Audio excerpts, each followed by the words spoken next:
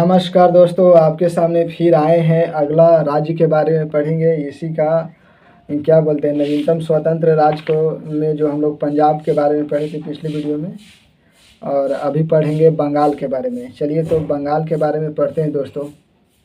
सबसे पहले आपको बता दें कि वीडियो को जूम करके देखिए ताकि आप बुक के बारे में भी आप पढ़ें और साथ ही साथ मेरी आवाज़ को सुने। आप हमसे मतलब बात करिए, एक तरह से जीडी करिए और सीखते रहिए। चलिए तो स्टार्ट करते हैं। बताना है आपको दोस्तों कि स्वतंत्र बंगाल का स्थापना कब हुआ। तो स्वतंत्र बंगाल का स्थापना हुआ 1717 ईस्वी में। उस समय शासक कौन था दोस्तों? जिस समय स्वतंत्र बंगाल का स्थापना हुआ था तो मुर्शिद कुली खां था। और मुर्शिद कुली खां जब टपक गया, जब उसके बाद जाने के बाद कौन बना? तो अलीवर्दी खां बना दोस्तों। और अलीवर्दी खां जब उसका भी मृत्यु हुआ तो सिराजुद्दौला बना। और यहाँ से सिराजुद्दौला आपके लिए काफ़ी महत्वपूर्ण आदमी है। चलिए तो इसके बारे में थोड़ा विशिष्ट करके पढ़ते हैं। तो सिराजुद्दौला बंगाल के जो हॉट सीट पर कब बैठा था? तो 10 अप्रैल 1756 ईस्वी में बैठा था। बताना है अगला क्वेश्चन कि किसने अंग्रेज़ों की कासिम बाज़ार की फैक्ट्री पर कब्जा कर लिया। तो सिराजुद्दौला ने अंग्रेज़ों की जो कासिम बाज़ार था उस पर क्या कर लिया था? अपना कब्जा मतलब स्थापित कर लिया था।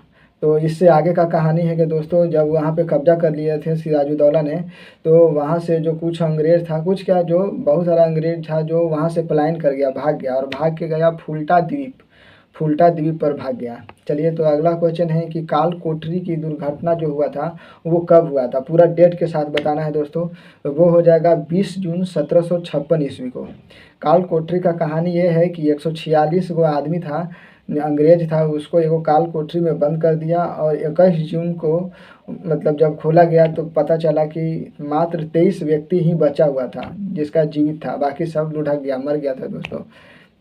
सांस लेने में दिक्कत होता है, इस वजह से आदमी का मतलब मृत्यु हो जाता है। एक ही बार में एक रूम में 100 गो 150 आदमी छोटे को रूम में डाल दीजिएगा तो क्या होगा।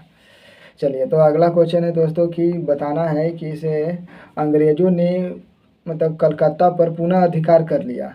तो उस समय कौन से संधि अंग्रेज़ों ने वहाँ के नवाब से किया था? तो अली नगर के संधि किया था दोस्तों।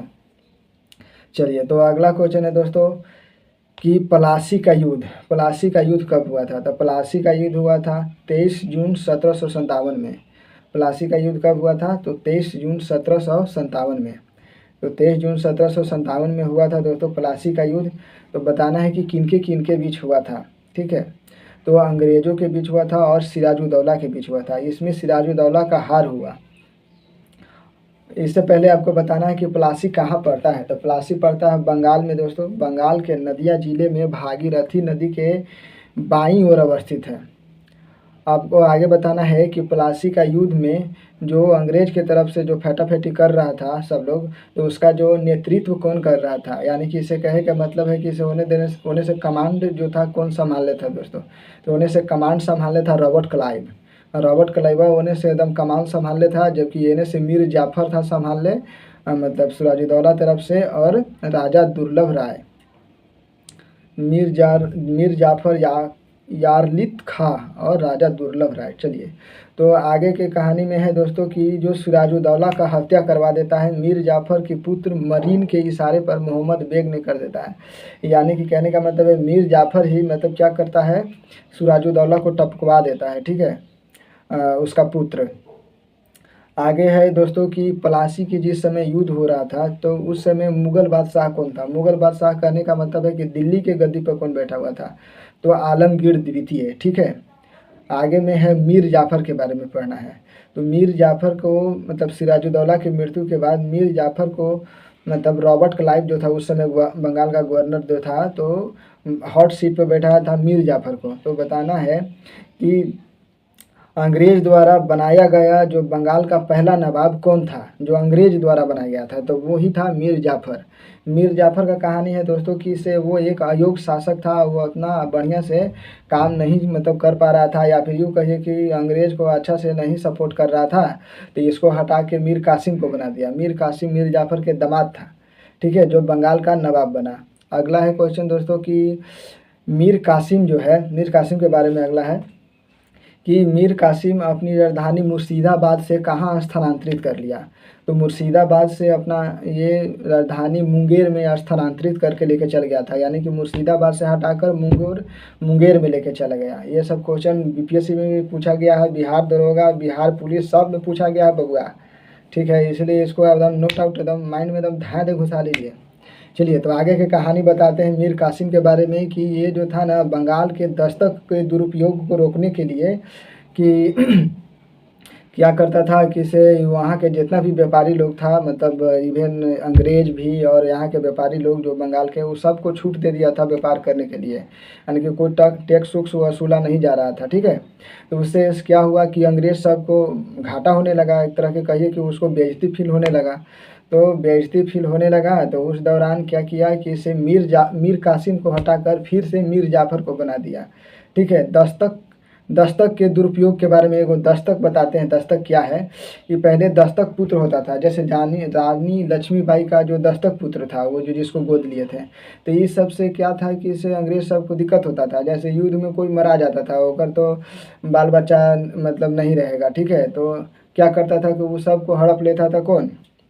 अंग्रेज। और दस्तक पुत्र किसी किसी को कोई अपनेले रहता था, तो फिर मरा गला के बाद तो वही न सब लेगा, होकर पुत्रे न लेगा, इस तरीके से होता था। तो फिर क्या किया, मीर कासिम को इस तरह से हटा करके मीर जाफ़र को हॉट सीट पर बैठाया। ठीक है, बंगाल का नवाब बनाया। तो क्या हुआ कि मीर कासिम वहाँ से बंगाल छोड़कर सुजाउदौला के पास आ गया। सुजाउदौला यहाँ पे अलग है दोस्तों, सिराजुद्दौला अलग है। सिराजुद्दौला जो था बंगाल का नवाब था पीछे, जो मारा गया। ठीक है, अब है सुजाउदौला। सुजाउदौला कहाँ के? अवध का नवाब है। अभी आगे चल के आपके बारे में इसके बारे में पढ़ेंगे कि बक्सर का युद्ध में कैसे कैसे भाग लेते हैं। तो बताना है कि बक्सर का युद्ध कब हुआ था। तो 22 अक्टूबर 1764 ईस्वी को बक्सर का युद्ध हुआ था दोस्तों। ठीक है, तो 22 अक्टूबर को हुआ था। तो किन के बीच हुआ था? तो अंग्रेज और इधर से था मीर कासिम, जो वहाँ से लड़के आया था उस लोग से। ठीक है, और यहाँ अवध के नवाब सुजाउदौला था, मुगल बादशाह था शाह आलम द्वितीय, ये सब तीनों मिल के लड़ रहा था अंग्रेज से। फिर भी ये लोग हार गया छोटा सब। ठीक है, और अंग्रेज सब जीत गया।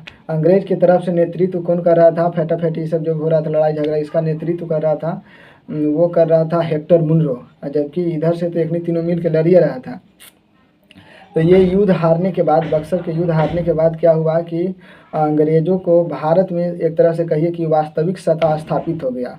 ठीक है, अगला क्वेश्चन है दोस्तों कि इलाहाबाद का प्रथम संधि कब हुआ था? ये एकदम डेट के साथ याद रखिए, काहे कि पूछा गया है बीपीएससी में। 12 अगस्त 1765 ईस्वी में।